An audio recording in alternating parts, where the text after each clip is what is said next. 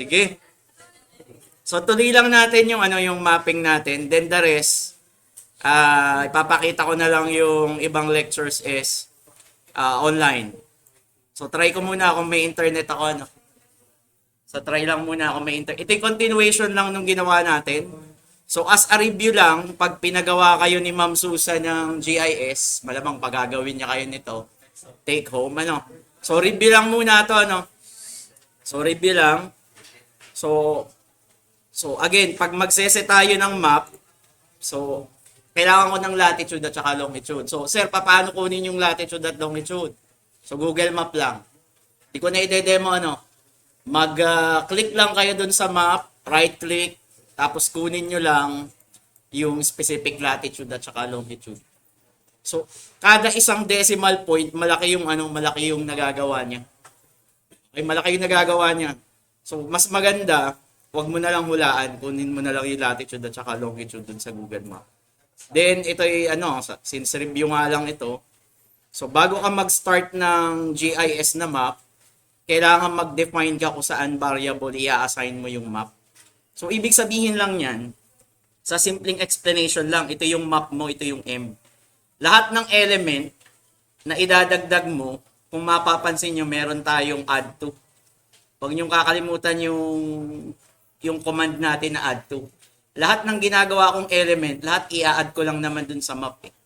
So lahat ng ginagawa mong element, mapa choroplets, mapa marker, mapa circle, mapa pop-up, at yung kung ano-ano pang makikita nyo dun sa asynchronous natin. So lagi mo lang lalagyan ng add to M. So as a review lang, so kailangan mo i-define volume.capital M, yung map, then dalawang latitude at saka longitude. Yung zoom start, tansyahin nyo na lang. Kung ayaw nyo malayo yung mapa, lapitan nyo, halimbawa 789. Kung gusto nyo malayo, di mas maliit, syempre yung mapa. Then, sir, ano yung OpenStreetMap? Ito yung mga available na tiles. Sabi ko, skins. Team, okay? Then, yung name na pinoprovide mo dito, sir, bakit magkaiba? Ito yung tamang code. Ganito yung code mo dapat. Then, yung name na mangyayaring ganito, ito yung makikita nyo mamaya sa legend, sa side. Then, pag sinabi nating show through, pag pinakita mo sa akin yung mapa, automatic ang tile niya is OpenStreetMap agad. By default. Kasi nakasulat dito is show equals true. Ibang code na ito dun sa last time kasi inedit ko na to. So, malinaw. Pag sinabing show true, ang makikita kong skin o kaya tile is OpenStreetMap by default. Sir, paano naman magdagdag? So, simpleng Google lang. So, pag ipapakita mo yung mapa, i-declare mo lang yung variable which is M. Okay? So, review lang. Wait lang. Save ko lang kasi iba na yung network ko. Okay? So, nagdagdag ako dito ng 3 tile. So, pwede ka daw magdagdag ng tile. So, ang command mo is tile layer. Then, yung eksakto niyang name, CartoDB positron. Then, yung name na makikita natin mamaya dun sa legend. Bakit naka-show false? Ayoko na kapag inopen ko yung mapa ko, is CartoDB yung skin ko. Gusto ko ordinary skin muna. Then, ito yung sinasabi ko. Meron ka ng tile layer, i-add ko siya dun sa map. So, kung ito yung M mo, magdadagdag ako ng tile layer. Halimbawa, ito yung CartoDB. Then, nagdagdag tayo. Sir, bakit ang haba niyan? Bakit ang haba nung name? Hindi ba pwedeng na lang ArcGIS? Sa volume tile layer, napakahigpit nila. Kailangan mong i-cite kung saan mo kinuha. Kapag hindi ganito eksakto yung pagkakadeclare ng ArcGIS, hindi gagana yung skin. Okay? Sir, saan nakukuha yan? I-google nyo lang. Possible tile layer na pwede sa volume. So, copy-paste mo lang yan. So, ito, may tiles tayo dito. Ito yung tiles mismo. Yun yung pangalan. Ibig sabihin, yung tiles, kinukuha ko sa server ng ArcGIS Online. Then, ito, required ito, attribution. Parang isa-cite mo siya. Kasi the way na pinrogram ng ArcGIS, kailangan makita niya tong term na to. Then, ang name sa site is yung Esri World Imagery. Then, show false. Hindi ko siya ipapakita. Then another, add to M. Ibig sabihin, dinadagdag ko yung tatlo kong tile dun sa map. Ganun lang, laging may add to M. Sir, paano ko naman makikita yung mga yan? So sige, i-discuss ko na agad. Layer control. By the way, attendance. So pwede mong ipakita yung yung layer agad. So for example, volume dot, sabihin mo layer control. Okay? Ano ibig sabihin ng layer control? Kung familiar kayo sa Photoshop, di ba may mga layer sa tabi? So, ganun din yung gagawin natin. So, meron akong layer control. Then, i-add ko mismo dun sa map. Ibig sabihin, meron akong tatlong tile. Para magamit ko sila lahat, i-add ko lang yung layering control dun sa side. Tapos, ipapakita ko lang ulit yung map. So, wait lang. Tingnan natin kung may result. Okay? So, medyo malaki kasi yung mga skin. So, ano ibig sabihin yan? So, dito sa side, meron ka ng specific layer. Wait lang, i-run ko muna lahat So, pag medyo gumugulo yung map, i-run mo na lang from the start. So, ito yung ginagawa ng layer control. Pwede akong mag-select ng skin. So, by default, OpenStreetMap, pwedeng CartoDB, then ito yung pinoprovide ng Esri. Ito yung nakikita nyo kadalasan sa Facebook. Ganito yung nagiging itsura niya. Okay? Kita mo dito yung depth ng ocean. Kita mo dito yung elevation ng mountains. Kung ganito yung gusto mo ng mapa. Pero mabigat ito. Kasi satellite imagery yung ginagamit mo. So kung hindi ka naman gagamit ng elevation, kung hindi ka gagamit ng elevation, ito, Sierra Madre. Okay, ito mga Sierra Madre na to. So, yan. So, the same din naman. Kung enough na sa iyo, halimbawa, yung ganitong skin, ay di pwede. So, ang ibig ko lang sabihin, hindi ka limited sa OpenStreetMap. Pwede mo siyang i-switch. Yan ang advantage ng dynamic map. Pwede kang magpakita ng specific layer. Halimbawa, layer 1, poverty rate. Ay di ang lalabas lang na data sa poverty rate. Tama. Iso-switch off ko yung poverty rate. Halimbawa, crime rate. Ibig sabihin, hindi ko kailangan gumawa ng maraming static maps para i-represent lang yung maraming data. So, since meron na tayong layers, so pwede ako ngayon gumawa din ng specific layer, specific data lang. Nagigets pa? Ibig sabihin, may overlay lang tayong gagawin. So, ang gagawin mo lang is lalagyan mo ng layer control. Ito ay aking na lang muna. Iko-comment lang. Kasi ang layer control, by practice, pinakahuli siya na code. Ibig sabihin, gumawa ka ng maraming overlay at the end ng code, ilalagay ko siya as layer. Okay? So, remember, yung volume layer control, usually, ginagawa yan sa pinakalas ng code. Kaya ang gagawin ko, i-comment ko lang muna. Ipinakita ko lang sa inyo na pwede tayong gumawa ng layer. Ang layer na ginawa natin is tile. Yan. So pag walang layer control, ganito yung mangyayari lang sa map mo. As in simple lang na map. So halimbawa dito ako nag-add ng M. Ay basta meron lang M doon. Ibig sabihin project yung map. Sige lang.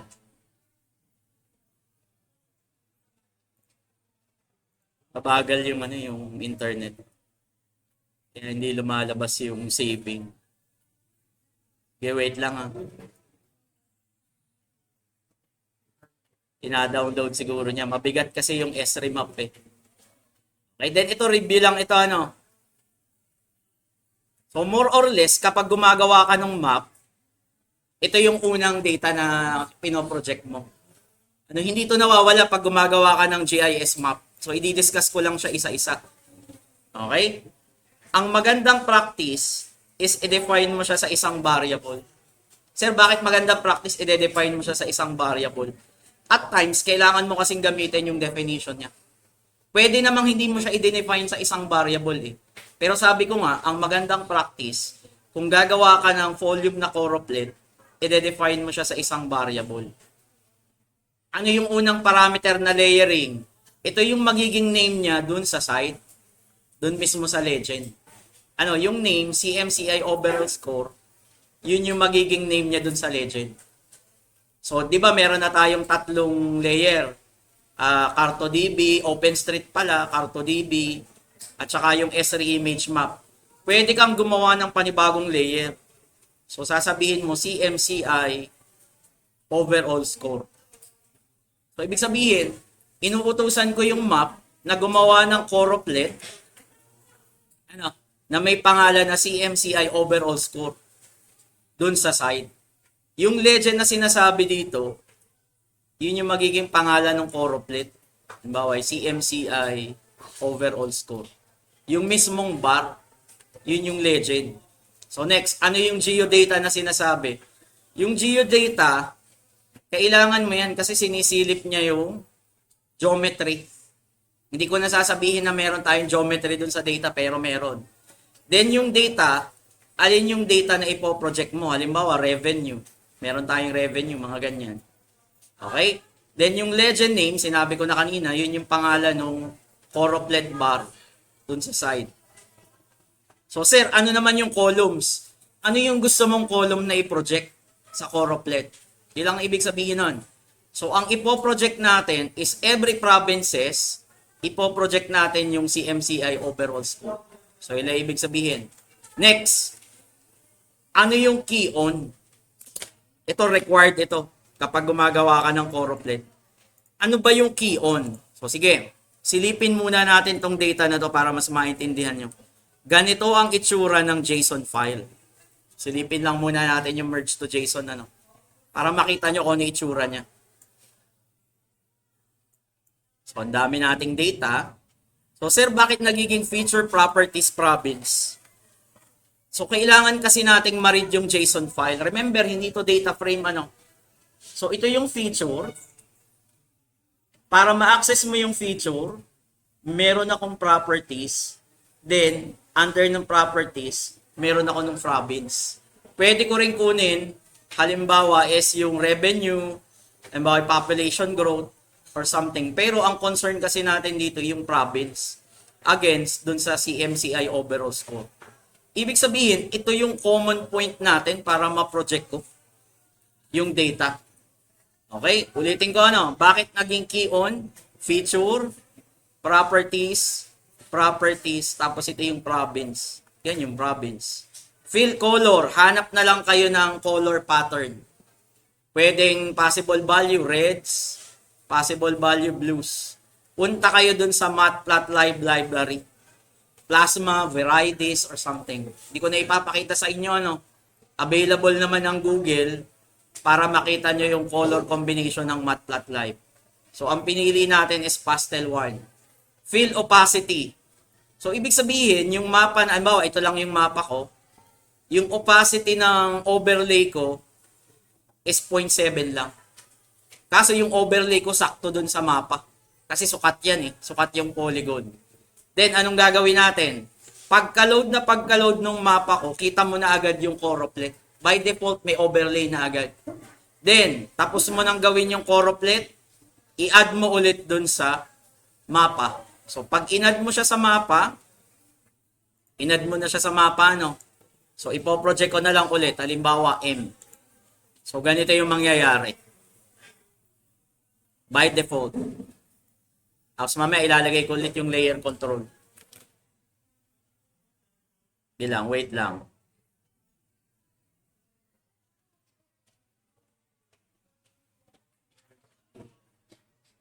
Okay? So, ito yung coroplet natin. So, review lang ito last time, So, yung mga overlay, ang kulay niya is yung pastel mismo. Okay, since iniran ko na ito, So, since iniran ko na ito, nakikita nyo, meron na agad akong tooltip. Tooltip kasi ang tawag dito, So, ibig sabihin, based doon sa color nung map, yun yung CMCI property nila. So, ang minimum value natin is 12. Ang highest natin is 44. Okay? Around Rizal. Hindi ako nagkakamali. Rizal siya. Ito. 44.069. So, ayan. Sir, nasa na yung layer control natin? Again, hindi ko pinapakita yung layer control, ano. Kasi sabi ko, siya yung pinaka-last. Pero kung gusto mong makita yung layer na nasuswitch on at saka off, so pwede mo naman dagdag agad dito yun about volume dot layer control. Okay, dot add to M. Okay, so ulitin lang natin.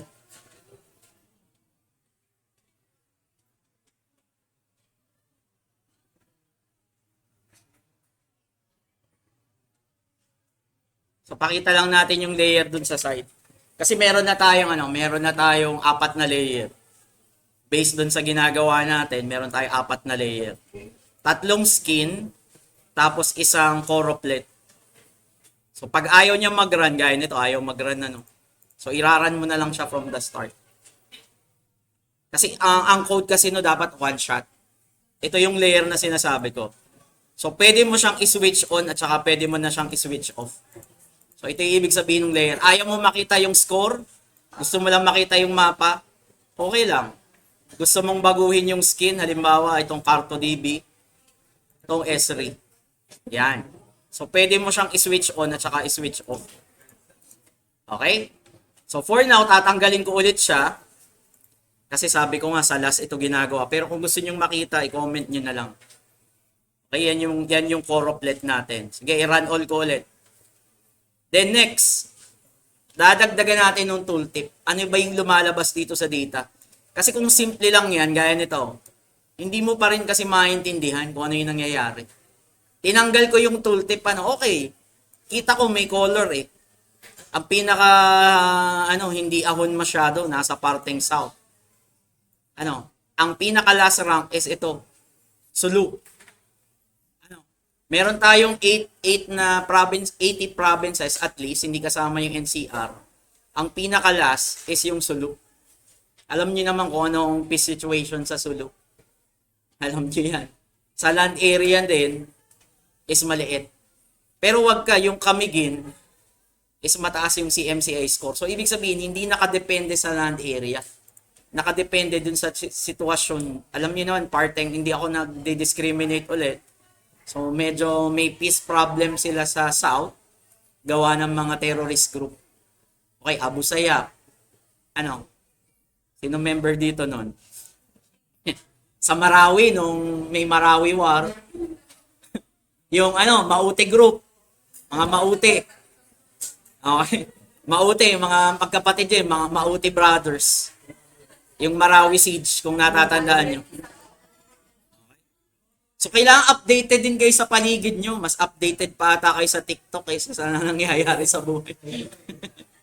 Hindi, magbasa-basa din kayo ng news para alam nyo ba na nadagdagan ng 10% ang utang ng Pilipinas? So, yung mga anak nyo, hindi pa pinapanganak, may utang na agad. Yung mga gaya ko, lumaki pa yung utang ko. Pero yung mga anak nyo, pag inanak nyo sa someday, hanggat di natin nababayar, may utang na agad siya. Okay? Yun yung sad reality. Okay? So, pakibayaran na lang kung sino man yung may gusto. Okay? Okay? Okay, next. Okay, next. So, kapag ganito yung projection ng map mo, sabi ko nga, wala yan kasi wala tayong tooltips. Lumalabas lang kasi yung tooltips kanina kasi niraran ko from time to time. So, hindi enough na ganyan. Ang isang maganda kapag dynamic map siya, kapag ginu-hover mo, pinapakita sa iyo yung data na gusto mong makita. Okay, alam ko yung Rizal ay 44, pero ano yung exact? Alam ko siya yung may pinakamataas, pero ano yung number? So, wala pa rin, di ba? So, kapag gagawin mo siya sa static map, kung gagawin mo siya static, magiging crowded na yung map mo kung lalagyan mo siya ng numbers kung kita lahat. So, ang gagawin natin, gagawa tayo ng tooltip para mai-project natin. Ito. So, maraming element yung GeoJSON. GeoJSON kasi yung library ng volume. So, ang gagawin lang natin is ganito. Discuss ko line by line, ha. I-discuss ko. So, nag-define ako ng variable na tooltip. Gagamit ako ng volume na GeoJSON. Yung GeoJSON library, maraming element. Marker, circle, square, pop-up, meron siyang marami siyang element. Makikita niyo doon sa asynchronous natin.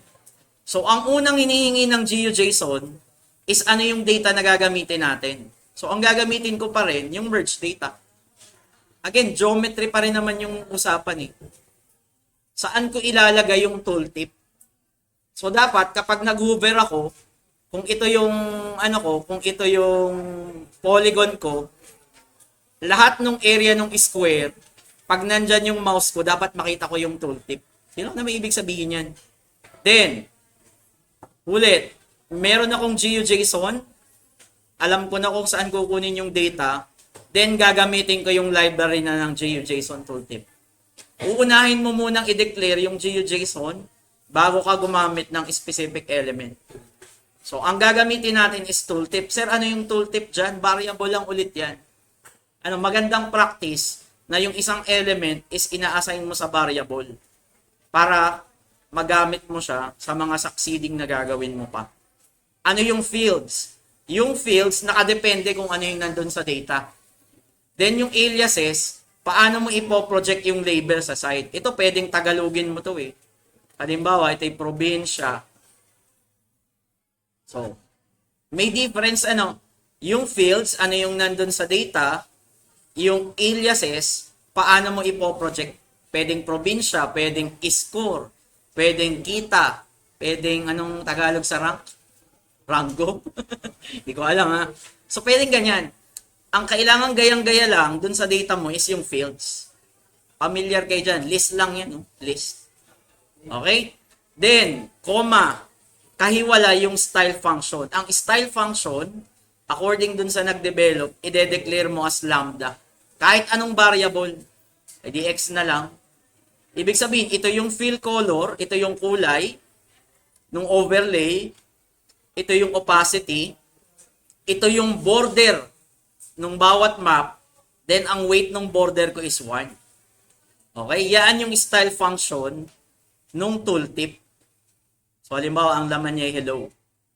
So, yun lang yung ibig sabihin yan.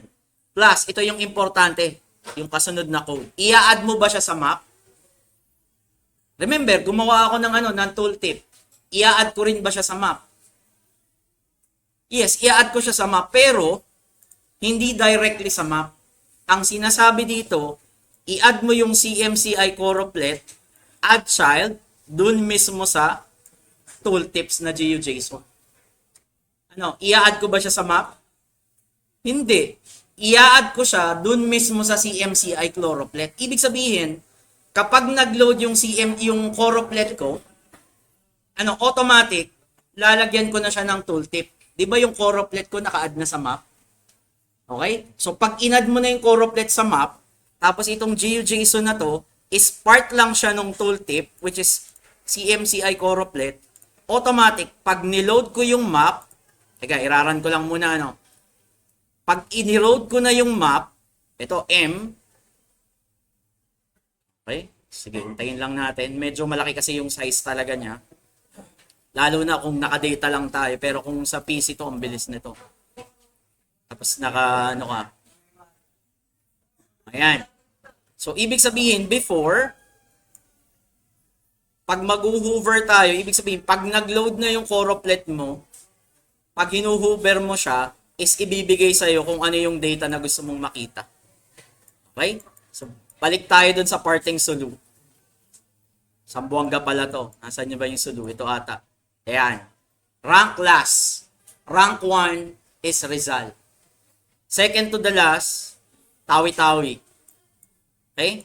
So, tingnan natin yung parte dito. Alam ko maraming gustong pumunta dito. Siargao. Part siya ng Surigao del Norte. Mas mataas pa sa atin. So, 28. So, nasan yung Boracay? Alam niyo kung nasan yung Boracay? Sa mapa. So, hanapin nyo lang yung Mindoro. Ito yung Boracay. Okay? So, part siya ng Aklan, ka-24th. Part siya ng Aklan. So, pag pupunta kang Boracay, nandito yung airport sa Katiklan. So, tatawid ka pa rin ng mga 5 minutes lang. Okay? Nakapunta kasi ako ng Boracay, barko, 14 hours. Mura lang naman nung time na yon. Sa halagang 1,670, from Batangas Port, makakadating ka ng Boracay. Layo nga lang. Nung time ko, 2009. Ewan ko ngayon. Pag nag-aeroplano ka, 45 minutes, 40 to 45 minutes. So, mabilis lang. Okay? Pag papunta ka dun, wag kang magbarko. Ba, nagtitipid ka mag-aeroplano, kapag pabalik, okay lang. Ano, tanggal inip. Marami ka rin makikita sa barko eh. Akala sa mga roro. Okay? So, ito lang ibig sabihin. Re-reviewin ko lang muna yung code ano. Sir, bakit wala dyang add to M? Kasi, yung choroplet ko nandun na sa map. Ang gusto ko lang mangyari dito sa tooltip, i-add ko as a child nung choroplet na naka-add na sa map.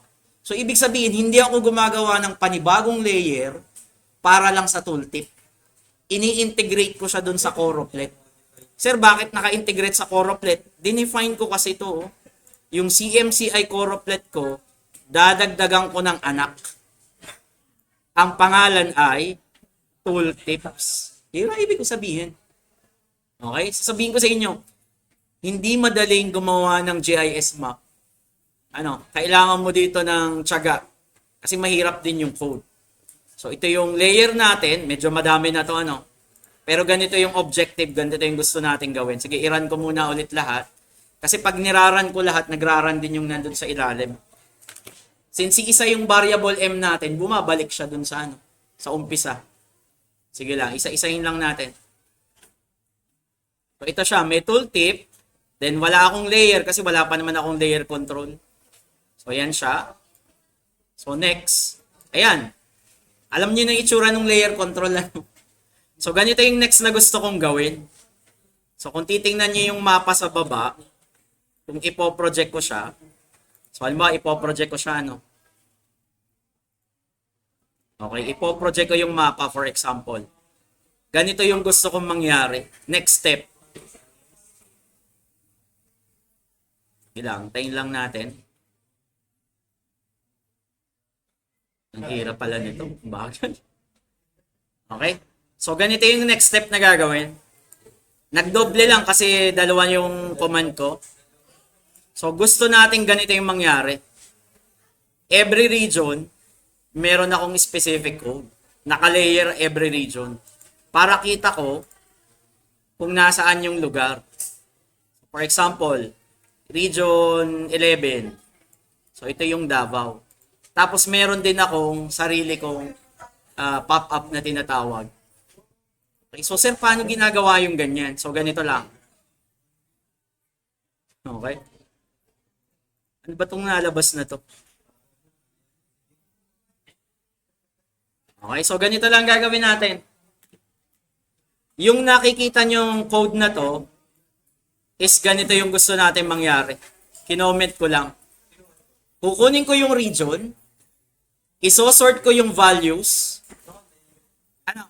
Isosort ko yung values. So kung isosort ko to, mauna ay car, kasunod ay yung barb. Then region 1 hanggang region 13.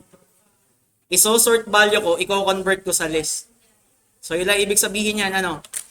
So, i-convert ko lang sa list. Ito yung magiging result kapag kinonvert mo sa list. So, ibig sabihin, ang laman ng region ko is ito. Kinuha ko lahat ng region. Ang gusto kong mangyari, ilulup ko kasi per region, tapos imamap ko siya dun sa ano, sa mapa natin. Per region, kailangan meron akong individual layer. Okay, ganito yung gusto kong mangyari. Ulitin ko ano. Per region, dapat meron akong individual layer. Ito siya. So, kung ipapakita ko sa inyo yung parteng ibaba. So, dito na lang. Nasaan na yung Pilipinas? Wait lang, nawala. Ayan, papakita ko sa inyo yung buong Pilipinas. So, halimbawa, ito yung CAR. Ito yung Region 1. Ito yung Cagayan Valley. Ito yung Region, 9. So, ang gusto kong mangyari, every region na available is may sarili siyang overlay na layer. Okay? So, hindi mo kailangang i-program yan ng isa-isa. So, gagamit ka lang dito ng for loop. Tapos, at the same time, meron siyang child na pop-up din. So, province, Nueva Ecija, Ganyan yung region, ganito yung score, population, tsaka yung revenue. Okay? So, medyo advanced na to, ano? So, sir, paano ginagawa yan? Pwede bang isa-isahin ko na lang? Extract ko yung region 1, then i-project ko agad. Extract ko yung region 2, then ipo-project ko agad. So, hindi ganon. So, ang ginawa ko dito, which is gagawin nyo din, is gumawa tayo ng function para dyan. Kasi kung gagawin mo siyang isa-isa, dadami yung code mo ng conditional selection. So, explain ko lang yung function natin, kung bakit nagiging ganyan. So, meron tayong function para mag-add ng regional layer. Ano yung hinihingi natin? Siyempre, yung data, yung pangalan ng region name, plus yung map object. So, meron tayong tatlong parameter, x, y, z. So, explain ko lang siya, Sir, ano yung region equals data, merge data, region 1? Sir, bakit bakante yung region name? Kasi hindi natin alam kung ano yung papasok na data. So, for example, BARM.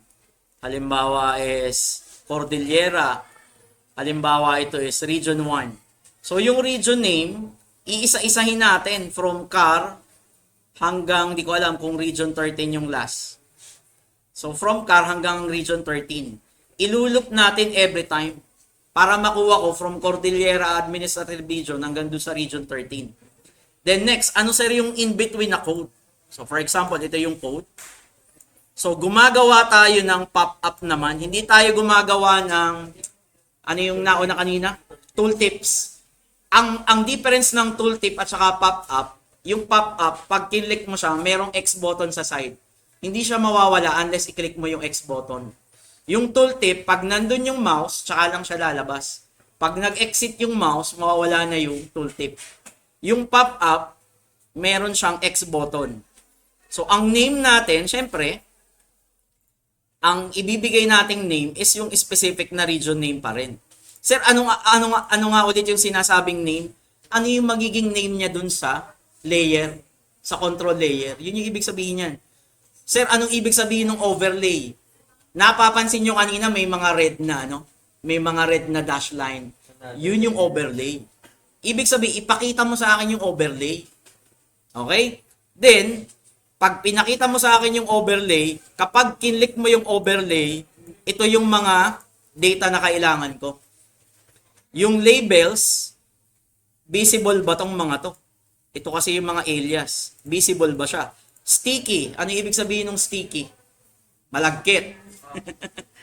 Ibig sabihin yan, yun nga ibig sabihin. Pag kinlik ko yung button, hindi siya aalis, magi-stick siya. Ikiklik ko lang yung X bago siya mawala. Minimum width. Gaano kalaki yung pop-up mo? Ito yung width. Gaano kalaki yung pop-up? Okay? Ano ibig sabihin ng parse HTML? Pwedeng yung label is maglagay ka ng HTML tag sa loob pag sinabi mong ipaparse mo sa HTML. Sample, pwede kong sabihin H4 province kung gusto mong malaki yung letters. So, yung ibig sabihin ng parse HTML. Halimbawa ito, gusto mo ito strong. So, ibig sabihin, qualified na magbigay ka ng HTML tag kapag sinabi mong parse HTML is true. So, pwede mo siyang i-design based sa HTML tag. Direction. Ang direction niyan is ganito. Ito yung top. Pwede din ganito kasing mangyari. Pasensya na, hindi ako magaling mag-drawing. Ito yung bottom. Nagigets ba? Ito yung top. Hindi ko alam kung left or right yan. Pero sure ako ito bottom. Okay? Ano yung show false? Huwag ko munang ipakita. Ibig sabihin, itong layer na to, hindi ko ito ipapakita unless i-click mo yung nandun sa side. So, yung ibig sabihin. Then, style function lang, kulay red. Ang weight ay 1. Ano yung dash array? 5 pixels.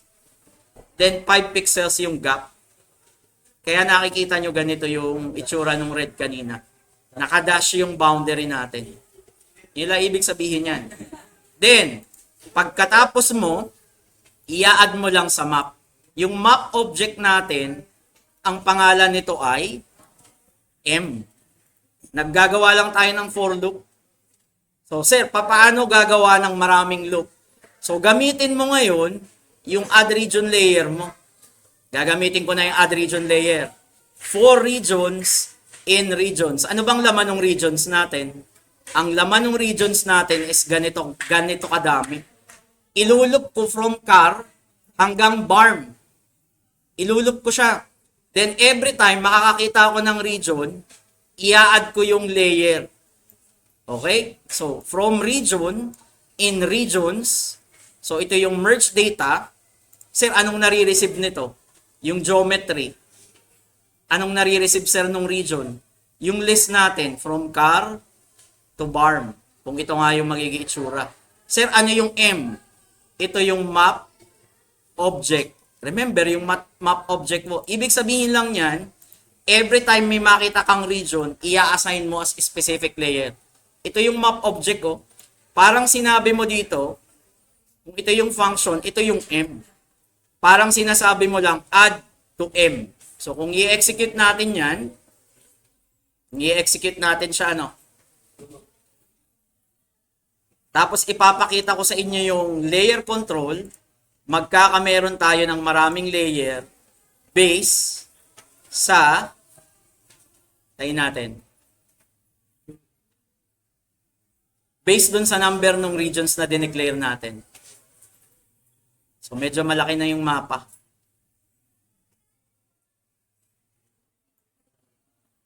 Okay. Load lang, load. Madami kasing minamap eh. Imagine nyo yung dami ng overlay na ginagawa na niya ngayon. Hello? 32 seconds. Ayan. Ah, wala. Ulit. So, ulitin ko lang ulit, ano.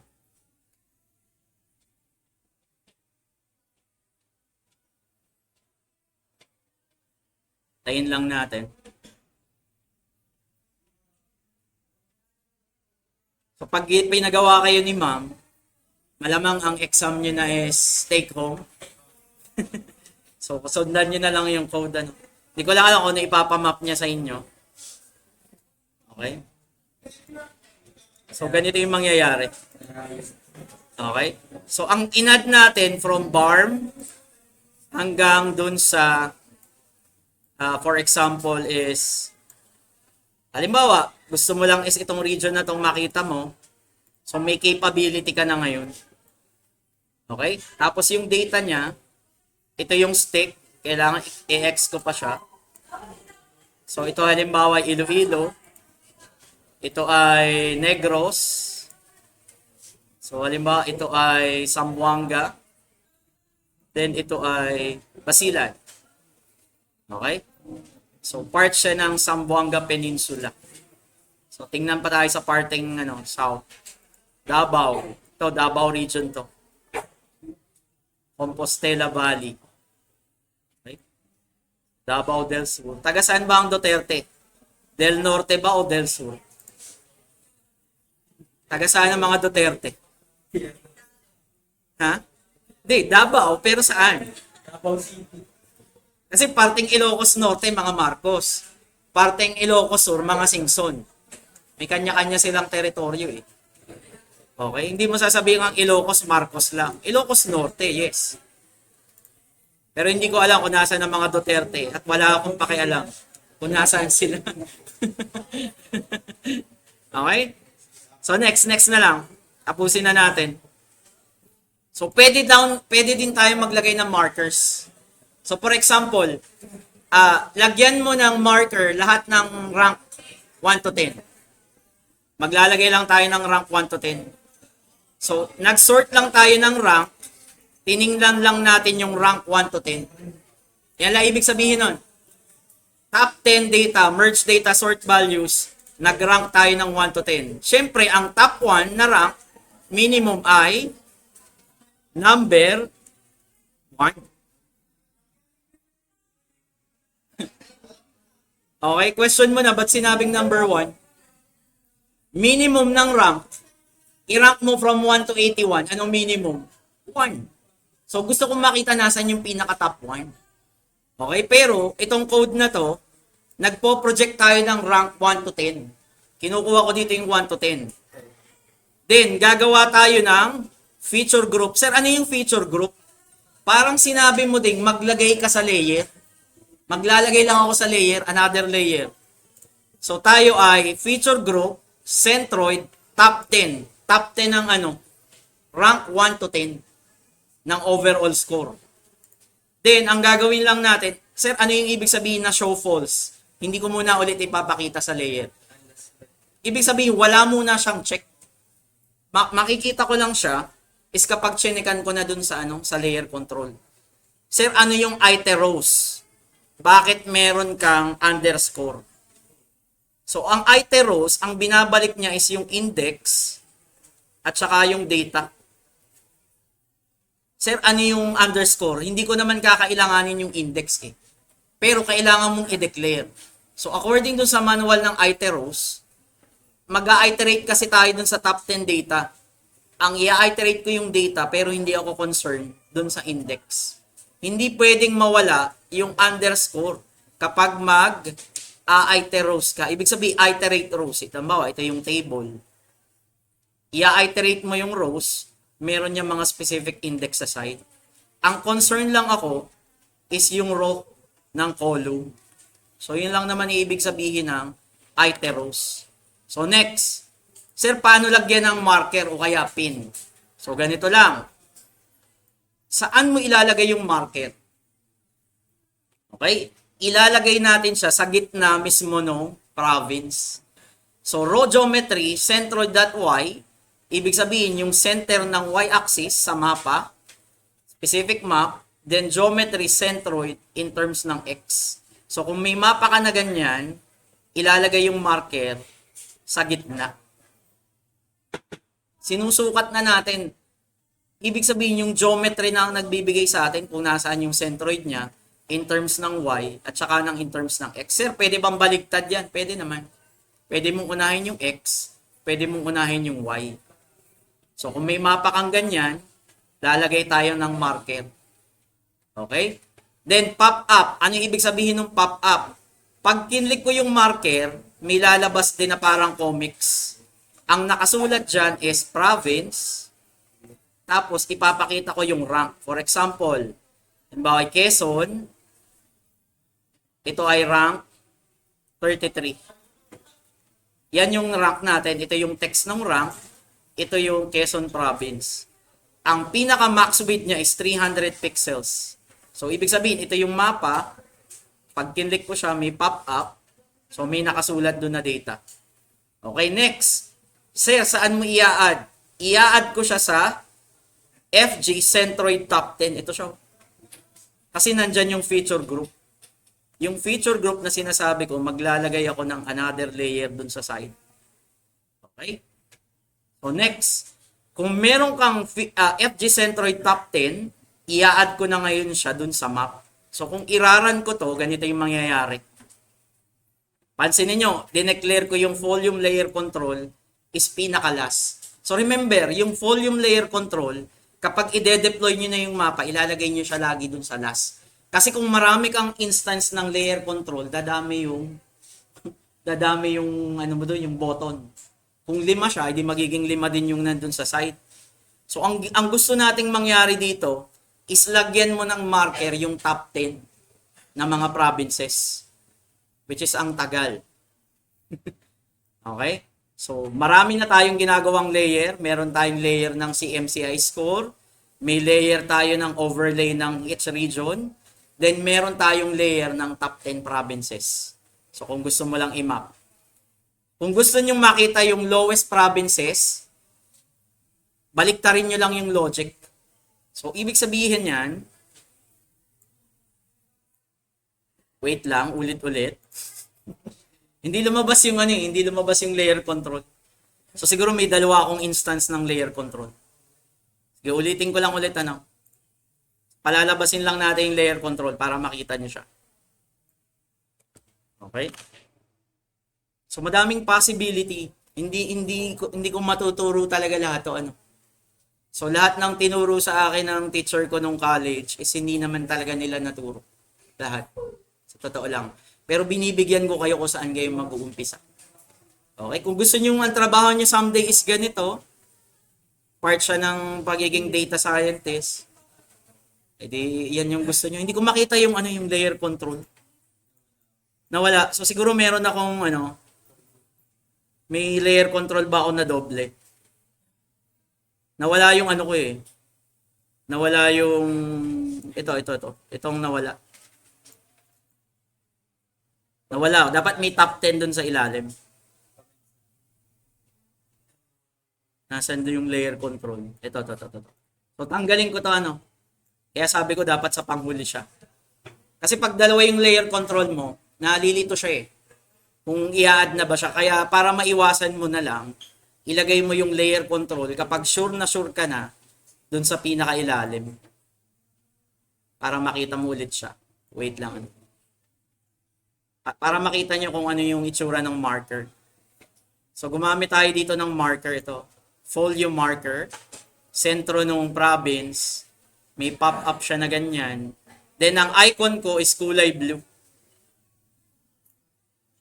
Ito yung ibig ko sabihin. So gusto mong halimbawa, nasan ba yung top 10 natin na provinces? Bibisitahin natin. So top 10 provinces is this. May mga marker tayo. Ayan no. So 1, 2, 3, 4, 5, 6, 7, 8, 9, 10. So syempre Rizal is number 1. Bulacan pala to, sorry. So ito yung Rizal. O, isa pang code. Sir, gusto ko yung Rizal ay kulay green. Kasi top 1 siya. So paano gagawin natin dun sa code? So ano lang siya? Simpleng if statement lang. If. Hindi ko ilalagay dyan. Ilalagay ko siya sa loop. Siyempre. So pwede ko sabihin if row ng rank. Tas na to. Gagawin natin green yung Rizal. The rest kulay blue. Is equivalent saan? So tingnan mo yung 1. Pero hindi natin kinukompute yung 1. Kasi baka mamaya magbago na siya. So ang gagawin natin, yung pinaka-minimum value niya, pwedeng ang minimum value ko 0 kasi. If top rank ng row, ang rango niya is 1, so pwede ko sabihin ganito. Na-slide yung mouse ko, wait lang. So pwede ko sabihin color equals green. So ano yung magiging else? So ano ba else? Pwede ko sabihin color equals blue. Ano pang babaguhin ko dun sa code? So instead na color blue, so ito ay magiging color. Okay? Kapag rank 1, green, the rest, blue. Okay, gawa tayo ng gawa tayo ng isa pa. Para doon naman sa lowest. Madali lang to, i-modify mo lang naman yung code eh. So for example, ito ay top 10 data. Na-slide yung mouse ko, wait lang. So ito ay top 10 data, babaguhin mo lang naman yung variable. Halimbawa ito ay low. So instead na i-rank mo yung values by rank, ang gagawin mo is ascending equals false. Ibig sabihin, mauuna yung 81. Sige, mag-code tayo ng freestyle. So ito yung false. Then top rank, hindi nga top rank eh. Sabihin na nating low rank. Baguhin ko yung variable Dapat pala ito na lang binago ko. Hindi top. So pwede ko na sabihin low 10. Low 10. Low 10. Okay, low 10 data. Okay? Ascending false. Then FG centroid. Sabihin ko na ito ay low. So ito ay top lowest. Okay? Sabihin natin lowest 10 provinces show false. So ito ay low. Sabihin natin ito ay low 10 na data. So tapos instead na ito ay minimum, gagawin ko tong maximum para makuha ko yung 81. So i-reverse lang natin. So low 10, so instead na top rank, so kopyahin ko na lang to. So ito yung low. So syempre gagawin natin siya. Red flag eh. Tapos malapit-lapit sa red, siguro orange. Okay? So yung pinaka-lowest magiging red. Then so same din, wala tayong babaguhin dito. Ito ay FG centroid low na ngayon. Low. Then FG centroid, sabihin natin ito ay low. Okay? So kung tama yung ginagawa natin, iraran ulit natin one time. So one time ulit. Then tapos na tayo. Magkikita pa tayo sa ano ha. Pagbalik nyo dito ay exam week. So mag-i-schedule na lang tayo ng from Monday to Friday. Bahala na kung saan papatak. Kailangan ko lang naman isang oras. Okay, isang oras lang. Then sesendan ko na lang kayo ng reviewer para fair. Bahala na lang kayo magbasa. Gaya nung setup sa online tech. So ito na. So tanggalin natin lahat. Yung layer. Tapos ito yung lowest 10. Okay? Nasaan na yung red? Wala akong makitang red. Dapat kasi meron eh. Pero nandun yung marker. Bawa top 10. Ayun no, may green. Rizal. Gara, yaman. Mayaman pala ang Rizal. So hindi lumalabas yung red. So ito yung color. Orange. Tingnan natin low 10. Iterose. Centroid ng low.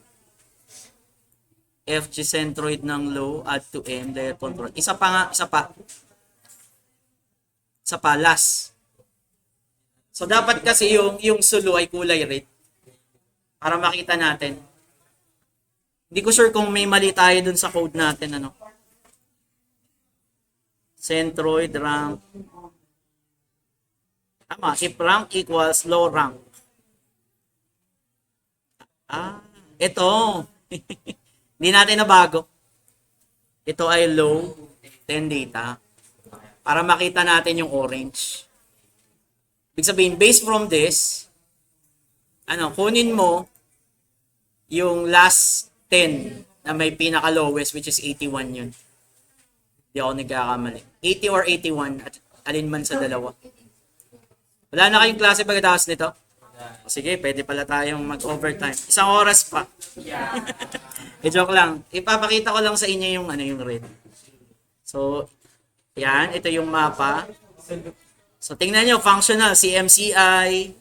May Hoover. Ito yung BARM. Bawa, ito yung gusto kong mapa. Okay.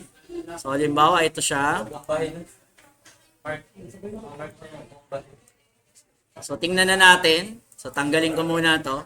So, CMCI, pwedeng, naka-overlay. So, halimbawa, top 10, lowest 10. So, yan siya. Okay? So, kung sisilipin mo talaga, ang mga kapatid natin sa Sulu, ay hindi na naaabot masyado ng progress. Kasi challenge talaga yung nila. Parang nasa alam niyo yung film na Waterworld. Kung pupunta kayo sa Tawi-Tawi, talagang yung mga bahay nila is nakatayo talaga sa dagat. May matataas talaga. Doon talaga ang buhay talaga nila is dagat. Okay? So ibig sabihin ito yung Tawi-Tawi rank 80. And ito yung rank. So titingnan natin yung may hindi naman mahirap. So sad to say, Catanduanes din. Kasi ang lagi silang binabagyo. Kaya hindi natin nararamdaman yung bagyo masyado. Sinasalo na ng Bicol. Okay, sinasalo na kasi nila eh. Ito din, sabi ko sa inyo, Masbate din. Isa sa mga poorest provinces. Kasi isang pamilya lang isang clan lang ang mga politician din dito sa Masbate. Kaya gusto ko talaga walang political dynasty. Akala ko pera lang ang namamana, pati pala posisyon sa gobyerno.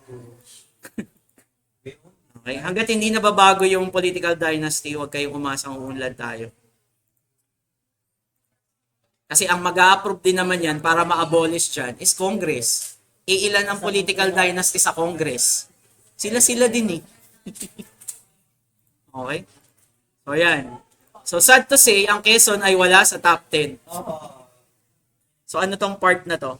Ito yung sinasabi ko sa inyo, Camiguin. Maliit siya, pero ang tourism naman niya is buhay na buhay. Camiguin. Meron dun sila na Hindi, maganda kasi yung yung mga beaches na. Beaches na dagat ha. mga pinches yan.